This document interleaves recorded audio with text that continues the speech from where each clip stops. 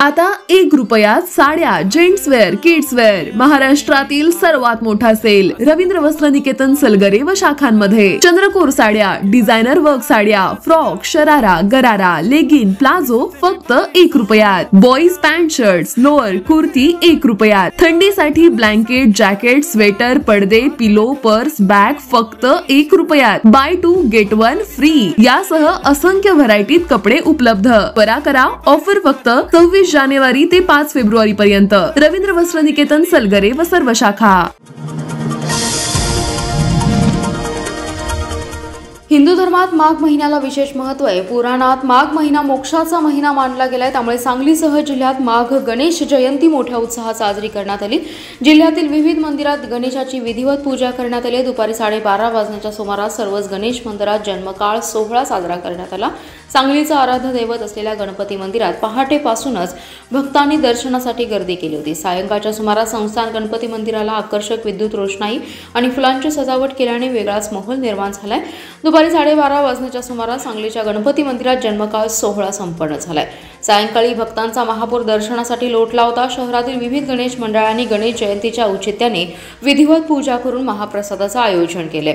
हरिपूर रोडवरील गणपती मंदिरात देखील दर्शनासाठी भाविकांनी मोठी गर्दी केली होती. विविध पोलीस ठाण्यातही महाप्रसादाचं आयोजन केलं होतं.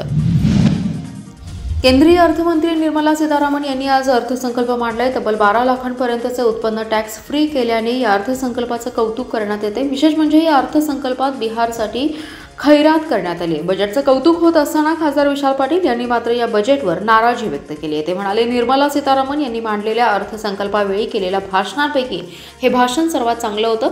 मात्र बजेट चांगलं आहे की नाही हे सर्व डिटेल्स पाहिल्यानंतरच कळेल.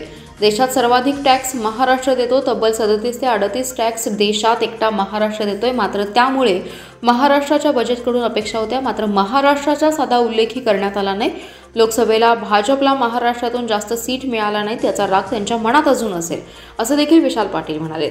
12 लाखांच्या उत्पन्नापर्यंत टॅक्स माफीचं विशाल पाटील यांनी स्वागत केलंय. मात्र जर टॅक्स माफी आहे तर मग स्लॅब कसले पडलेत असा प्रश्न देखील उपस्थित केलाय. निर्मला सीतारामन यांना माहिती असेल की 10 वर्षांपूर्वी 3 लाखामध्ये भागायचे ते आता 12 लाखातूनही भागत नाही असं देखील पाटील यांनी म्हटलंय.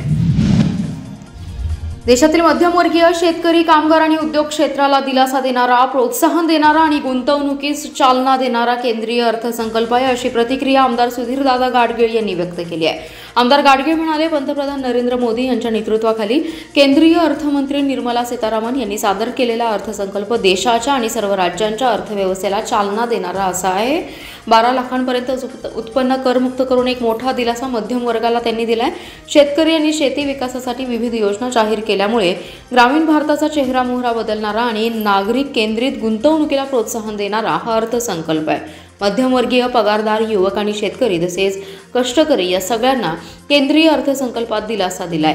या अर्थसंकल्पातील तरतुदींमुळे जिल्हा आणि तालुका पातळीवरील उद्योग वाढीस प्रोत्साहन मिळणार आहे. कापूस, कडधान्य अशा सर्वच पिकांना खूप मोठी चालना या निमित्ताने मिळणार आहे.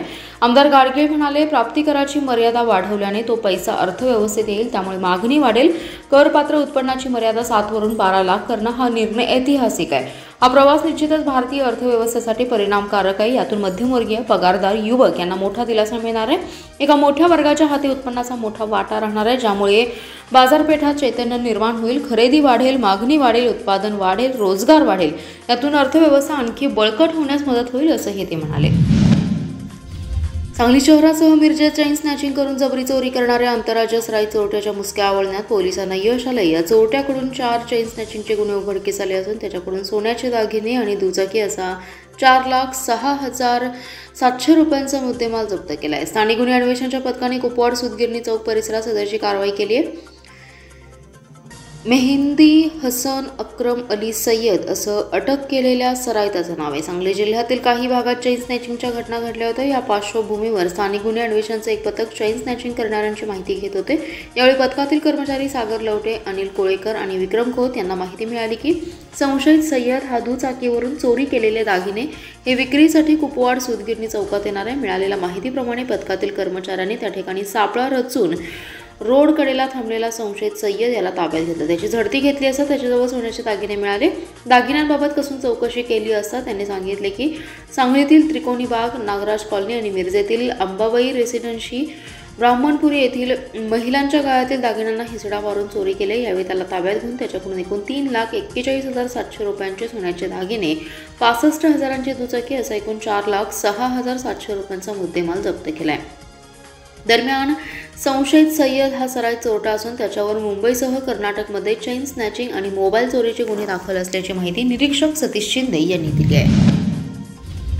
तासगाव तालुक्यातील आरवडे येथे कोल्हापूरकर मळ्यात 4 महिन्यांपूर्वी हरवलेली महिला शांताबाई धर्मा वाघ हिचा मृतदेहाचा सापळा आज घराजवळ असणाऱ्या बंधाऱ्यात सापडलाय. ही ओळख मुलगा अजय वाघ यांनी पटवली आहे. सापळ्यावर असणारे साडी, स्वेटर आणि टॉवेलवरून ही ओळख पटवली गेली. मृतदेह 4 महिने पाण्यात असल्याने फक्त याची हाडेच शिल्लक राहिली होती. पोलीस आणि कुटुंबीय 4 महिन्यांपासून शोध घेत होते. त्या एकट्याच मळ्यात गेले 25 वर्ष राहत होत्या. या घटनेची गावात चर्चा जोरात सुरतीये. आरवळे कोल्हापूरकर मळ्यात असणाऱ्या बंधाऱ्यात काही मुले दुपारी 12च्या सुमारास असणाऱ्या रकाळी डोंगरात फिरत असताना एक त्यांना सापळा दिसला. त्यांनी ही माहिती गावात ग्रामस्थांना दिली. या मृत सापळा नुसता हाडाचा होता. त्यावर साडी आणि स्वेटर असल्याने 4 महिन्यांपूर्वी हरवलेली आई शांताबाई धर्मा वाघ यांचा असल्याचं मुलगा अजय यांनी घटनास्थळी ओळख पटवली.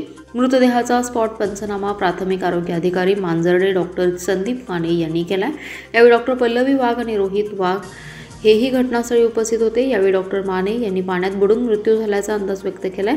3 महिन्यांपूर्वी गावातील महिला हरवली होती. याची नोंद तासगाव पोलीस ठाण्यात देण्यात आली होती. घटनेचा तपास पोलीस निरीक्षक सोमनाथ वाघ करत आहेत.